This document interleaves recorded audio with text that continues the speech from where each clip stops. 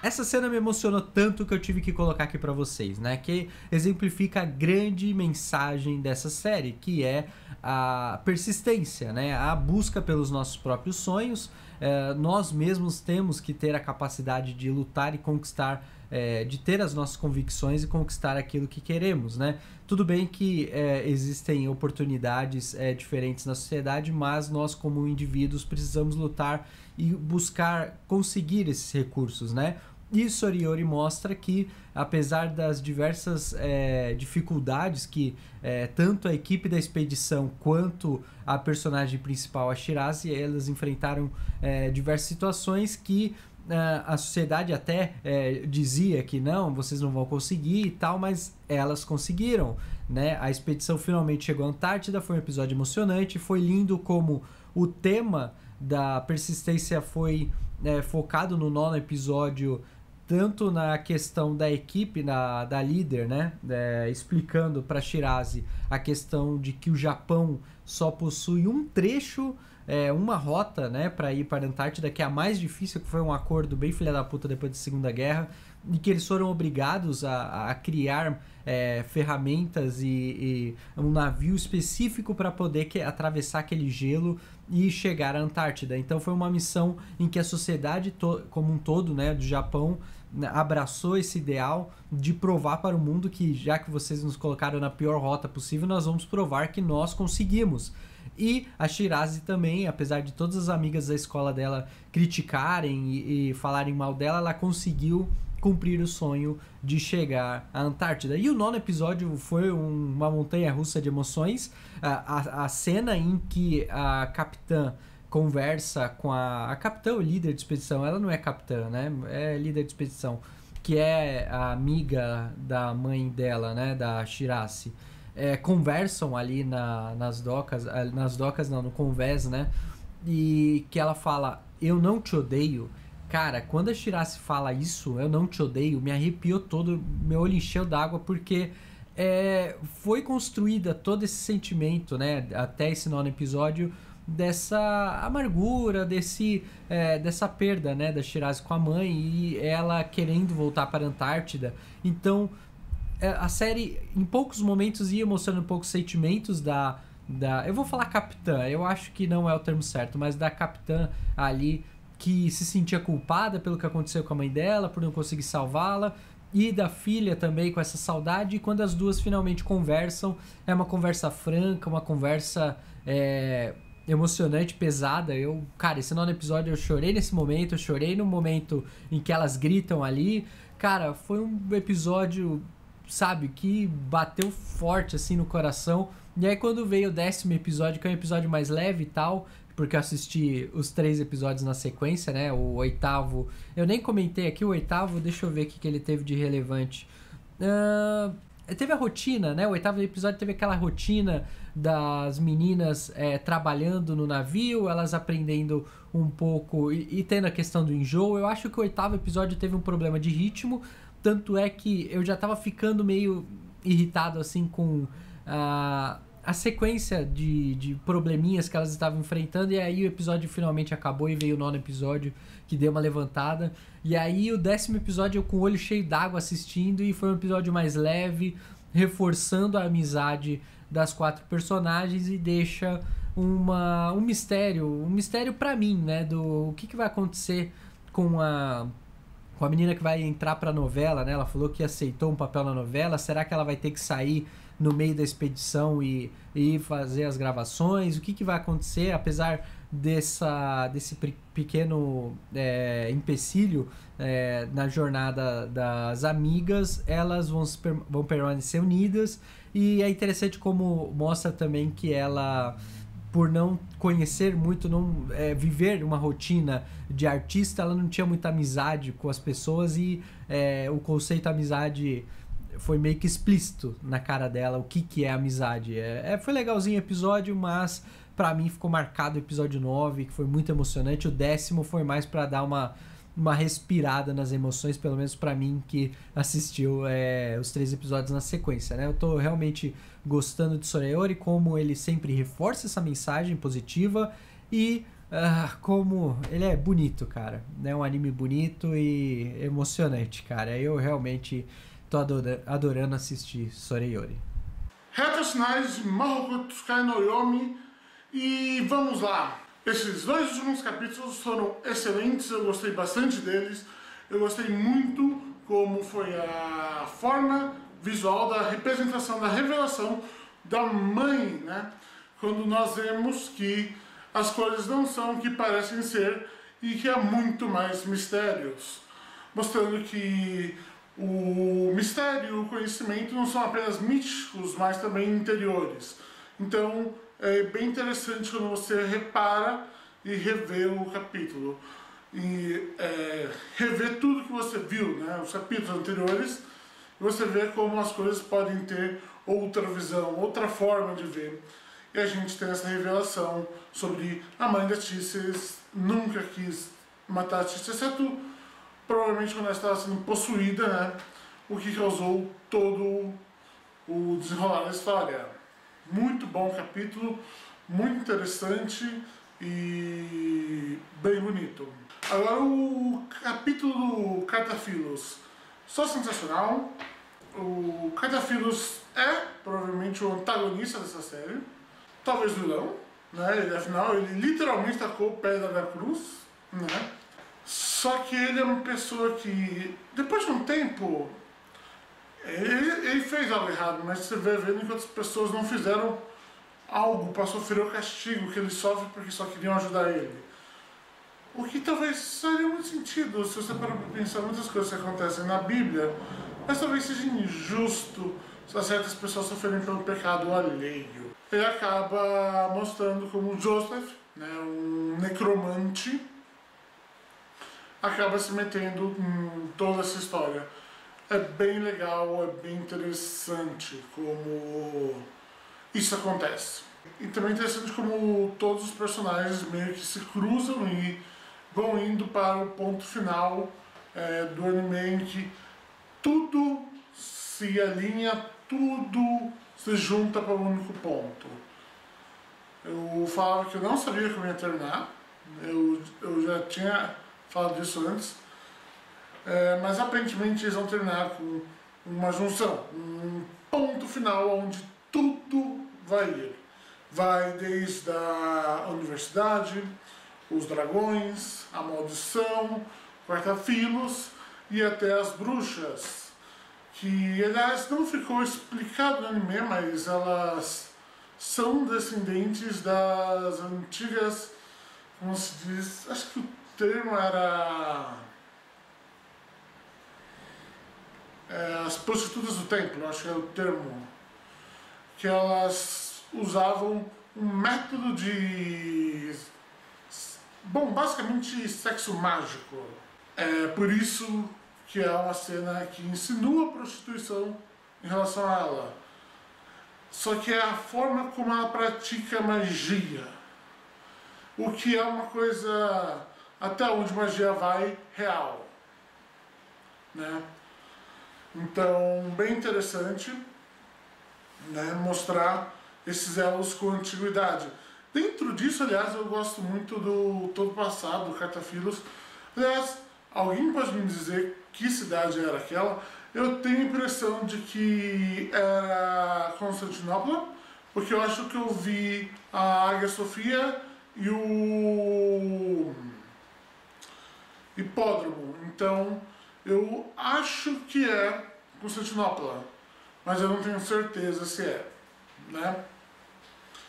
Então, vamos deixar para, provavelmente na versão do mangá deve falar melhor sobre isso, deve falar qual era a cidade, que eu fiquei curioso, né? Porque eu gosto desses micro detalhes, né, que tem na obra, e fora que foi uma representação bem bonita. Também é um capítulo em que nós vemos o personagem do Elias escolhendo o lado humano, em vez de escolher o lado élfico, o lado fada, o lado místico.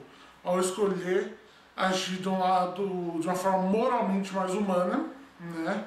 Ao entender o ponto de vista da Tissa e agir baseado nesse ponto de vista. Então eu achei isso bem interessante, isso bem legal. Isso leva aquela imagem bem creepy, né, que a gente tem nesse capítulo, que é da Titânia e do... não lembro agora o nome do rei, em que eles estão tipo com aquele rosto creepy japonês, né? Falando, venha pra terra da eterna juventude. Bom, que até agora não parece ser uma proposta tão ruim assim. Quer dizer, você vai virar meio elfo, mas... dentre as propostas de mortalidades da fantasia que eu já vi, que é virar um Lich, você fazer qualquer... aquelas Horcruxes do Harry Potter, que é basicamente um Lich, vampirismo... a imortalidade nunca é exatamente algo bom, exceto quando é uma imortalidade não humana, né? Tipo, você viverá para sempre no reino dos deuses, né? Mas uma mortalidade humana normalmente nunca é bem representada, né? Sempre tem aquele ar de você está fazendo algo errado. Eu acho que é um pouco relacionado ao nosso fato que a gente morre e a gente tem que aceitar isso, mas eu não vou entrar tanto no tema, embora no final das contas seja sim o tema, né, desse anime, desse mangá. 2 capítulos excelentes, 2 capítulos que teve cenas bonitas, teve cenas mágicas bonitas, teve plot andando e aquela cena triste agradecendo a mãe e lembrando os personagens, foi muito bonito, foi muito legal.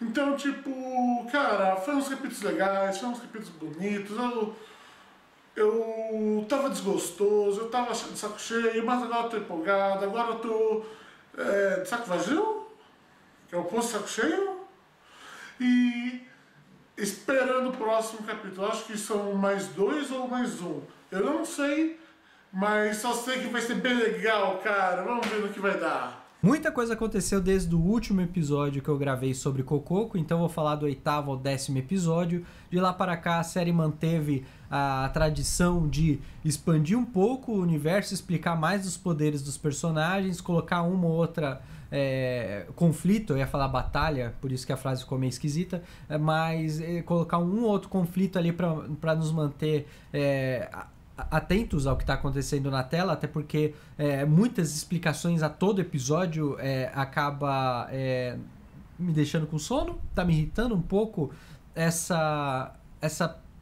esse ritmo, né? Essa ideia de que eu preciso cada vez mais explicar todos os detalhes e todos os poderes. Eu entendi que o roteirista desse mangá ou anime fizeram um trabalho eficiente de pensar cada detalhe dos poderes, mas cansa um pouco, cansa. E o ritmo, apesar de coisas interessantes terem acontecido do 8º ao 10º episódio, como por exemplo a armadilha ali do supermercado no 8º episódio para pegar o sangue do avô para poder expulsá-lo, foi legal, foi algo que dá uma reviravolta, porque você não pensa que toda aquela armação, porque o Sagawa ele tem poder suficiente para matar todo mundo ali, mas não, ele quer aos poucos ir conhecendo o próprio corpo, porque ele precisa ter um controle absoluto dos espectros, senão ele é dominado e vira um arauto de vez, né? Então ele precisa ter esse tempo e ele vai ganhando tempo brincando com os outros personagens, né, da família.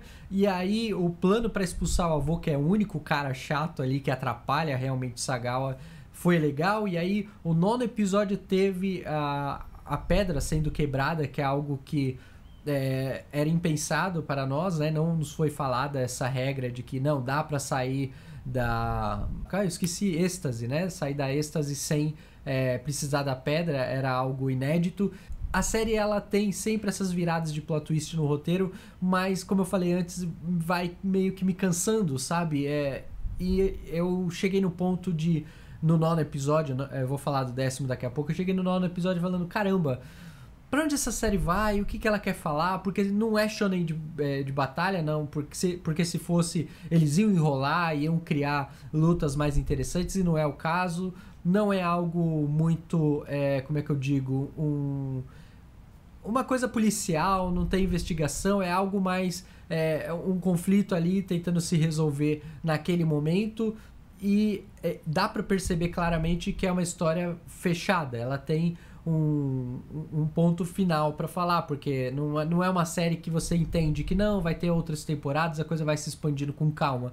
Aqui eles estão preocupados em dar o máximo de informação possível nessa temporada, nesses 12 episódios, pra fechar realmente a mensagem. E assistindo o 10º episódio, talvez finalmente essa grande mensagem seja revelada, porque o Sagawa ele chegou num ponto de que os poderes dele está esgotado e ele teve que apelar para a empatia da Juri, que até ele tá sentado ali magro, né? Ele usou todos os poderes dele do momento que ele podia, né? Ele tentou até comer um outro arauto ali para recuperar os poderes, não conseguiu. E aí a Juri, onde finalmente ela vai matá-lo, ele fala, não, se você não quiser se sacrificar pela sua família, porque esse era o plano, ela expulsar os espectros do corpo de todo mundo e ela fica presa no êxtase ali, né?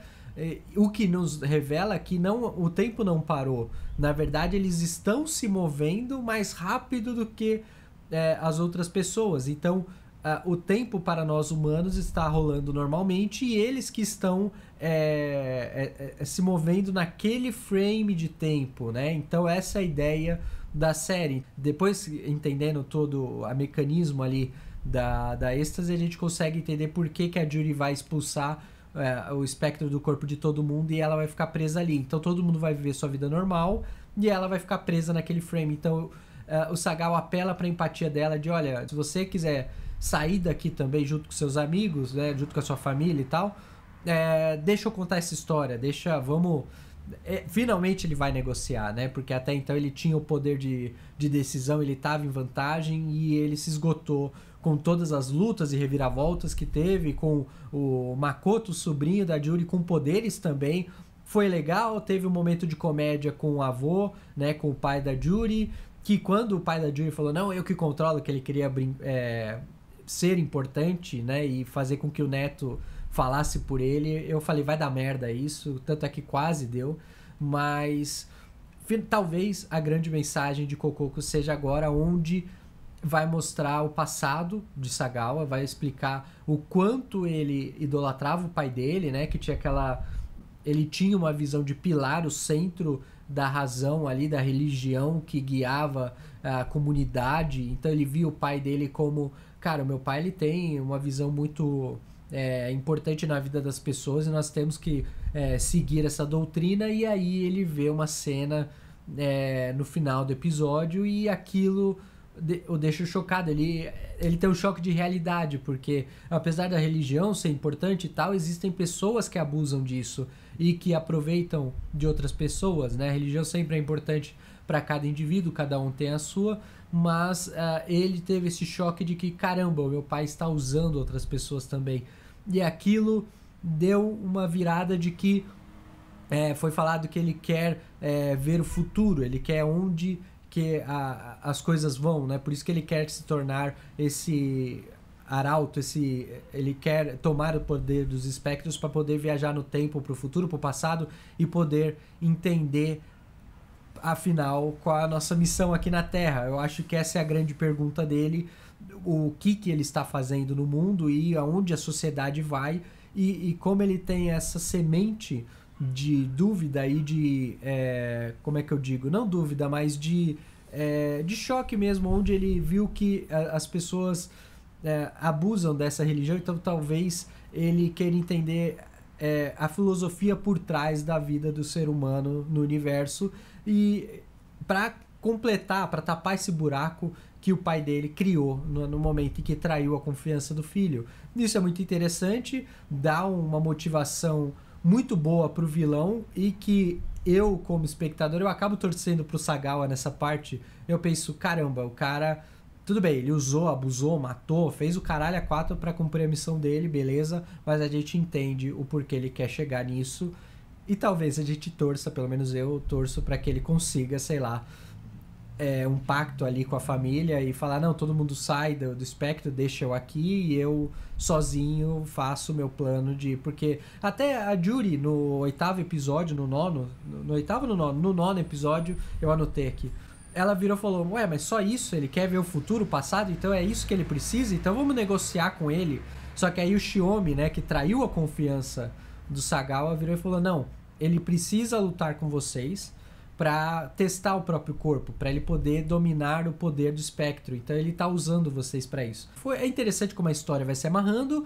O problema pra mim é que o ritmo foi cansando, né, com o tempo, apesar de ele sempre expandir para coisas novas. Eu acho que chega uma hora que é muita informação, principalmente para mim que foi assistir 3 episódios na sequência de Kokoko, fica desgastante, é muita informação para absorver e acaba atrapalhando. Talvez assistindo um episódio por semana a gente consiga absorver e processar a coisa com mais calma, e essa seja realmente a forma ideal de assistir Kokoko. Eu tô ansioso pelo próximo episódio e espero, né, aguardo a opinião de vocês aí nos comentários, beleza? Então vamos à próxima review aí do Animes da Semana do VideoQuest. Bom, a essa altura é meio inegável que Violet funciona. Violet funciona. Esse é um episódio que eu vi um monte de gente falando que se emocionou, que chorou e tudo mais.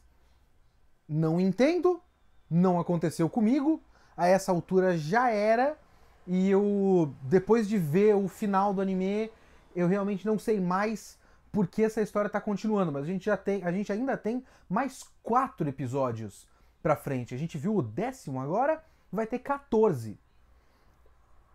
O Violet é uma história que tem muitas... É uma história episódica, com muitas histórias boas pra contar, que meio que se sabotou, na minha avaliação, né?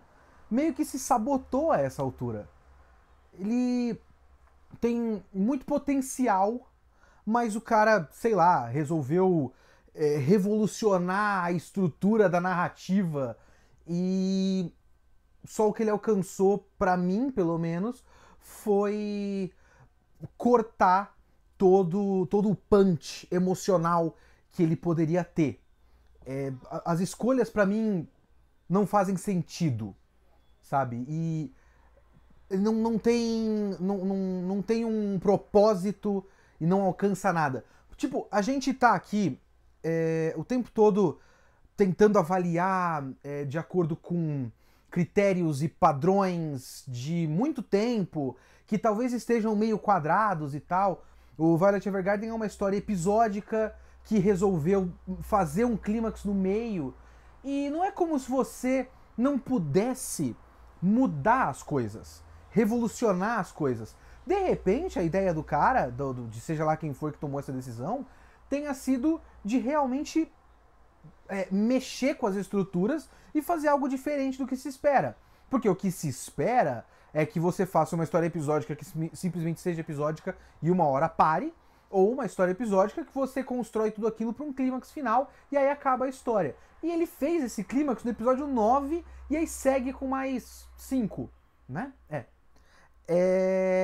Não tem problema tentar essas coisas, desde que sirvam para alguma coisa.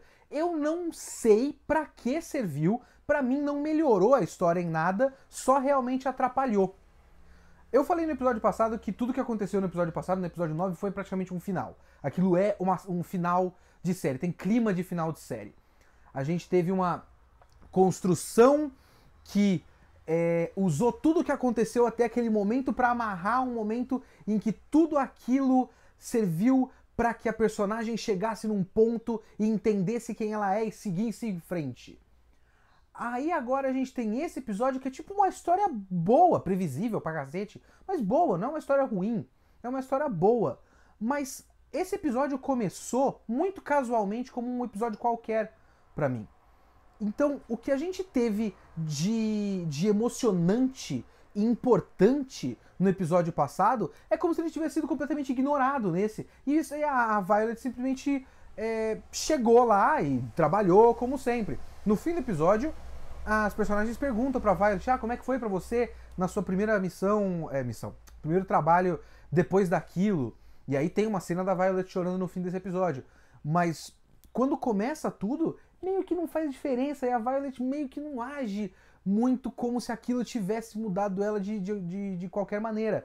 Eu não senti, claro que agora nos comentários eu tô dando a chance de vocês me corrigirem nisso, porque é assim que funciona sempre, mas eu não senti que a Violet mudou desde o do episódio passado.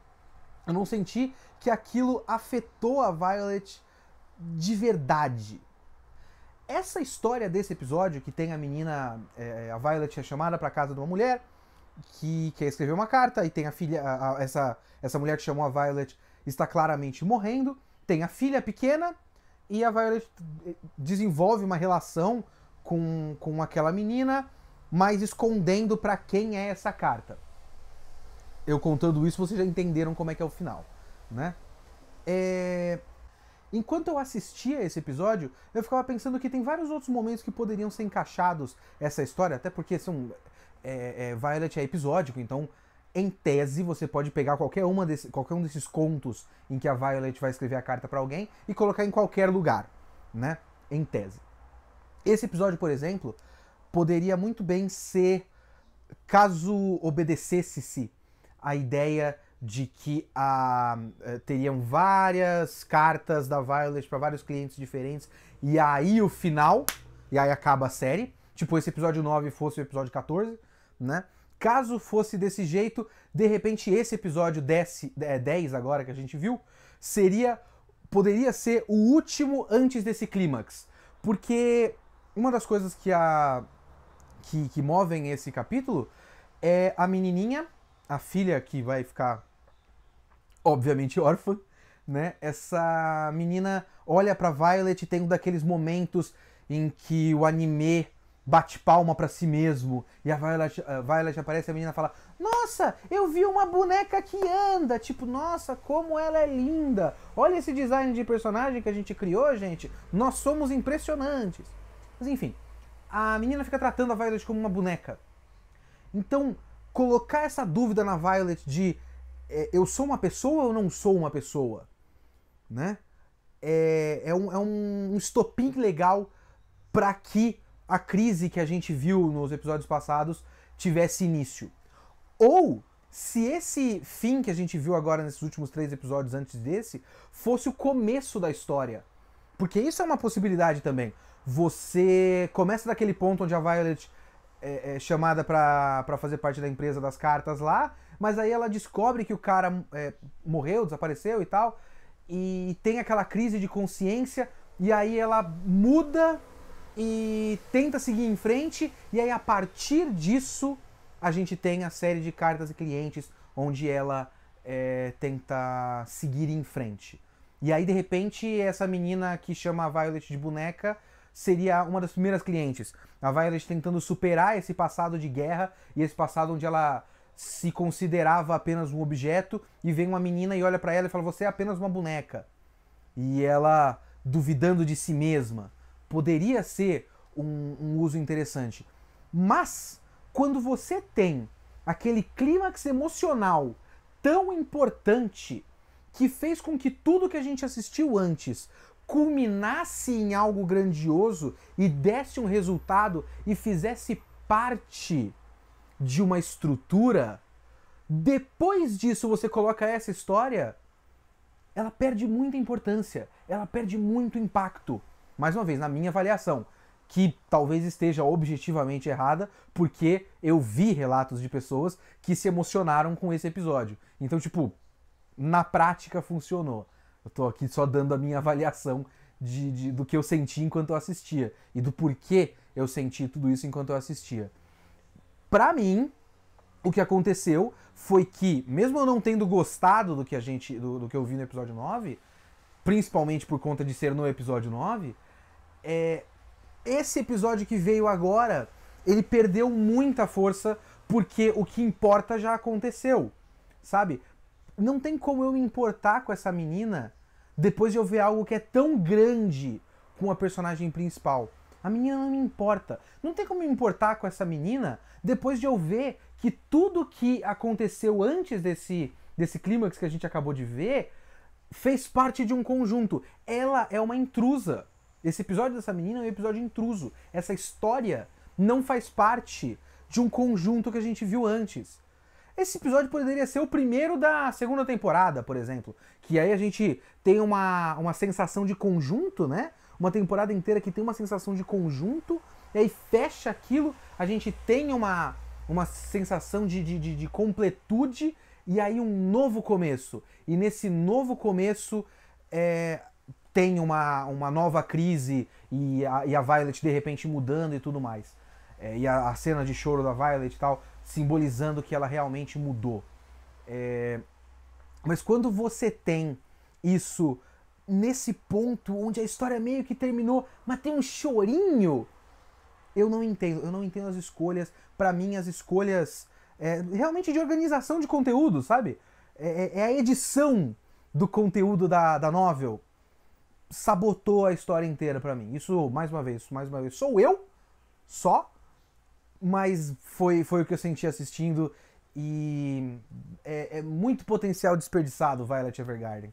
É uma pena, realmente. Essa semana a gente fica por aqui, mas último recadinho, na descrição deste vídeo está um post pré-comemorativo de 50 mil inscritos do VideoQuest. Então é o seguinte, nesse post a gente está chegando em 50 mil, finalmente, é pouco, mas é o que tem pra hoje.